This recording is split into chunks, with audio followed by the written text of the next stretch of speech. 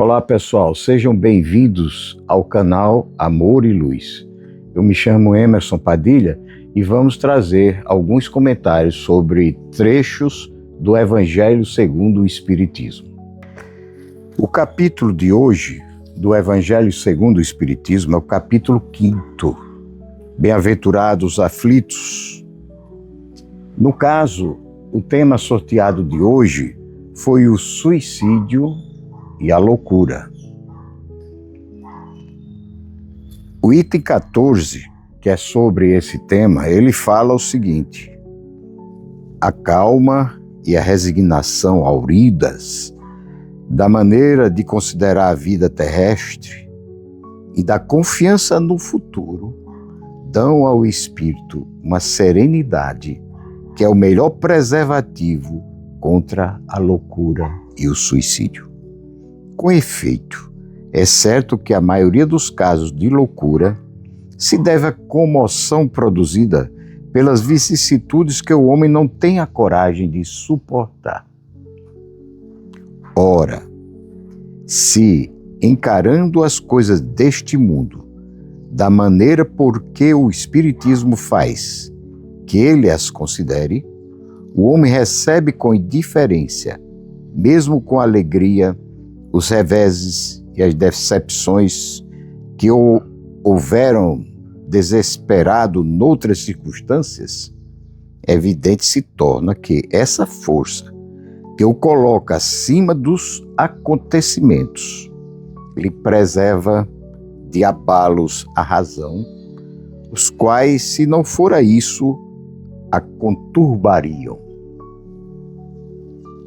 O mesmo ocorre com o suicídio. Postos de lado os que se dão em estado de embriaguez e de loucura, aos quais se pode chamar de inconscientes, é incontestável que tem ele sempre por causa um descontentamento, quaisquer que sejam os motivos particulares que se lhe apontem. Ora, aquele que está certo de que só é desventurado por um dia e que melhores serão os dias que hão de vir, enche-se facilmente de paciência. Só se desespera quando nenhum termo divisa para os seus sofrimentos. E que é a vida humana com relação à eternidade, senão bem menos que um dia? Mas para o que não crê na eternidade e julga que com a vida tudo se acaba, se os infortúnios e as aflições o acabrunham, unicamente na morte vê uma solução para suas amarguras. Nada esperando, acha muito natural, muito lógico mesmo, abreviar pelo suicídio as suas misérias. A resignação. A resignação só existe diante dos fatos da vida, diante do inesperado que nos acontece, diante dos sofrimentos que aparecem. Essa resignação não é todo mundo que tem, que a possui. Geralmente, as situações da vida nos trazem uma descompensação emocional muito grande. E o indivíduo que não está preparado para essas situações facilmente perde a razão. Entra em estado de loucura. Se perturba de tal maneira sua alma, o seu espírito, que entra num estado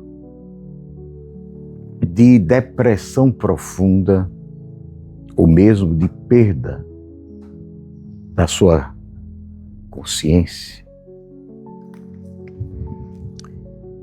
Isso ocorre mais naqueles que não guardam nenhuma confiança no futuro, que acham que a vida é uma só, que depois da morte não existe o nada, senão o nada.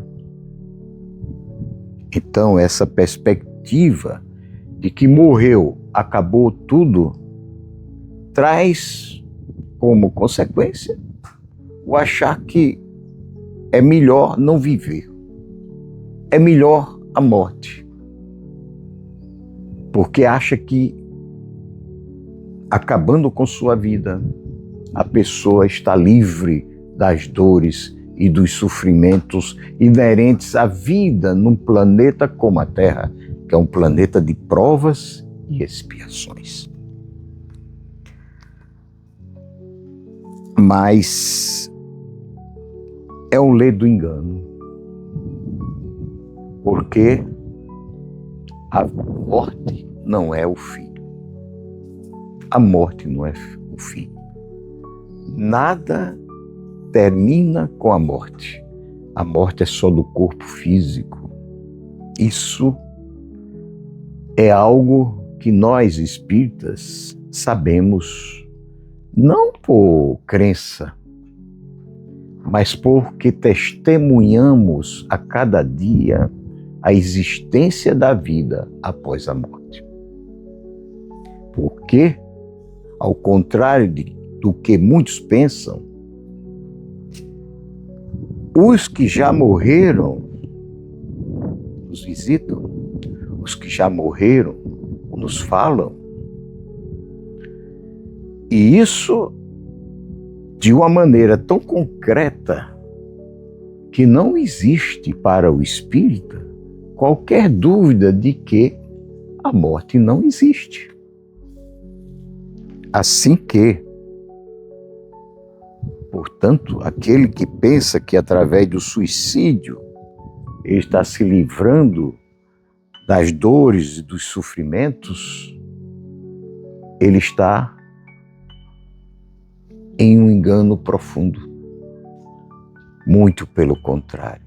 A decepção é grande quando o espírito se vê do outro lado, vivo, e sofrendo tremendamente por ter tirado a própria vida.